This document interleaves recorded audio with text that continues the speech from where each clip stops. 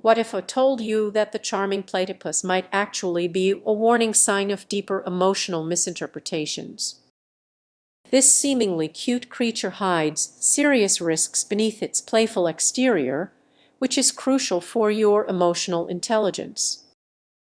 Many people misread platypus behavior as harmless quirks, but this misunderstanding can lead to dire consequences.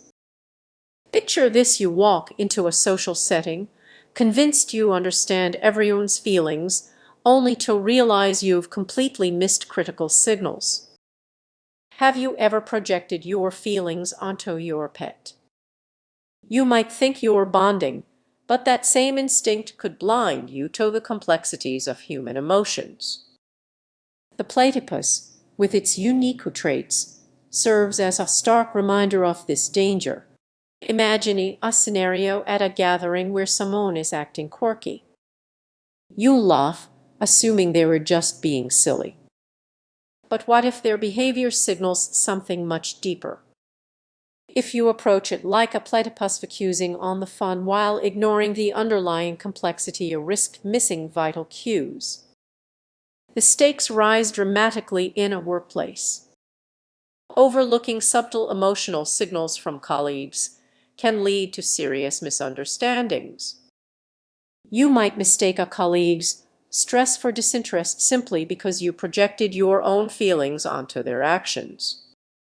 Even more alarming, the more we confuse animal behavior with human emotions, the more we risk losing touch with reality.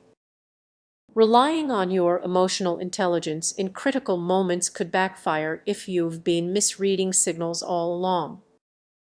The consequences can be severe, both personally and professionally. So, what's the urgent takeaway? Awareness is key. While the platypus can serve as a fun metaphor, it can also mislead you.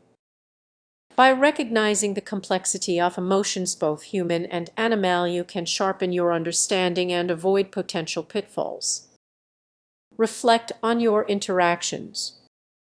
Are you genuinely reading the room, or are you projecting your own feelings onto others? The next time you notice quirks around you, whether in humans or the fascinating platypus, ask yourself, am I seeing the whole picture? Engage with the complexity, and you may uncover a deeper truth. Have you ever spotted a platypus? This fascinating creature might be hiding its true feelings behind that adorable facade. But what if our interpretations of their behavior could lead us astray? Many believe that understanding animal emotions can enhance our emotional intelligence. However, misreading the signals from the platypus poses a hidden danger beneath our assumptions. Picture this: you're by a serene river, sunlight dancing on the water, and you see a platypus gliding through. It's tempting to think, how cute. It must be happy. But what if that behavior is masking stress signals we've never considered? You might wonder, what's the harm in seeing them as cute? The reality is that anthropomorphizing their actions can skew our perception of not just platypuses, but all animals, leading us to overlook their genuine needs. Let's dig deeper. Deeper. Imagine being in a bustling room filled with laughter. You might smile on the outside, but inside you could feel overwhelmed. Could a platypus also appear calm while actually feeling stressed? Researchers often use these charming creatures to study emotional intelligence, but what if they were missing the mark? That platypus might not be expressing joy, it could be signaling discomfort in ways we don't recognize. Now, think about a young child approaching a wild platypus, believing it's friendly because of its playful behavior. The child might overlook subtle cues like a twitching tail or darting eyes that scream, "I'm stressed." Misunderstanding these signals is more serious than it seems. It's not just about one animal. How many other creatures are misrepresented in our quest for emotional connection? As we unravel this, it becomes clear misinterpretations can ripple through the entire ecosystem. If we fail to recognize their stress, we might neglect critical conservation needs, putting these unique beings at greater risk. So, what can we do? It starts with awareness. By acknowledging that our interpretations might be flawed, we can foster a deeper respect for the animal kingdom. Next time you see a platypus, remember this moment. Remember the mind you see a platypus play the DTT2.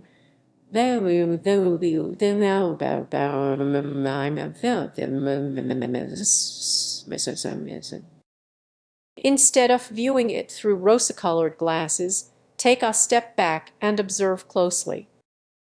Reflect on how these creatures navigate their world. They don't need us to project our feelings onto them, they need our understanding. Let's shift our perspective and connect with them in a way that honors their true nature. Together, we can cultivate genuine empathy for all living beings. It's a challenge, but one that could transform not only our relationship with platypuses but also our understanding of emotional intelligence itself. Have you ever thought about how a platypus might be feeling? It's an intriguing question that can lead us down a path of misunderstandings. Imagine if you were watching a cute video of a platypus gliding through the water. It's easy to assume it's just a happy animal enjoying life, but what if you were misreading its signals? There could be hidden stress beneath that adorable exterior. When we anthropomorphize platypus behavior, we risk distorting our understanding of emotional intelligence not just in animals, but in ourselves too. Are you applying those same misinterpreted signals to your own relationships? Let's take a moment to think. Picture yourself at a cafe, scrolling through social media. You see posts about how animals express emotions, and platypuses are often praised for their quirky charm. But what if that charming appearance is masking signs of stress or discomfort? Consider this: you've probably seen animals in distress without even realizing it. Platypuses are unique, they don't communicate like other mammals. Misunderstanding their behavior could lead to a flawed perception of their emotional state, which can impact conservation efforts and your own sense of empathy. Now, imagine you're at a zoo. Families are gathered, cooing over the platypus, believing it's just a playful creature. You might join in, but what if that animal is feeling trapped? Its stress signals can easily go unnoticed. When we project our feelings onto these animals, we start to think they cope with stress like we do. They might not show their emotions outwardly, but that does mean they aren't experiencing stress. It's like misinterpreting a friend's feelings. You might think you understand, only to find out you were completely off. Just like the platypus swimming in a confined space, you might wonder if you should have been more attentive. This isn't just about animals, it's about how we connect with everything around us. So, what can we do?